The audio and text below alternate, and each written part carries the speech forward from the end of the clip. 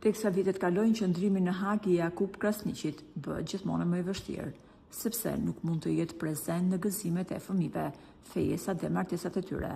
Në vitin 2022, vajza e madhe, Gresa Krasniqi, ka zgjedhur ta çojë fejesën në Hag, aty ku ndodhej jati.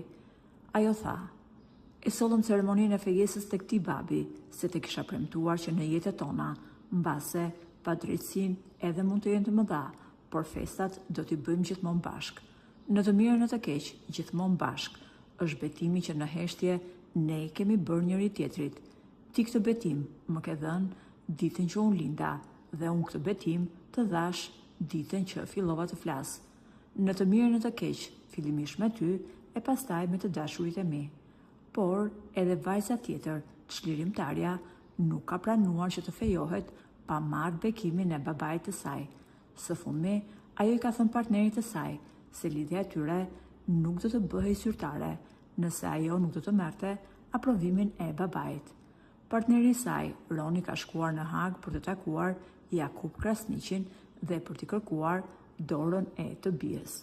Nga burime brenda familjes mësohet se Jakub Krasniqi i ka thënë partnerit të vajzës së tij se pret që ai të kujdeset për të bijën dhe ta mbrojë, ashtu siç ai është kujdesur prej vitesh për të. "Vajza ime është amaneti i Zotit dhe po të dorëzoj ty", mësohet të ketë thënë Jakub Krasniqi. Pasi ka marrë edhe bekimin e babait nga Haga, tashmë familjet kanë bërë dhe ceremoninë e fejesës.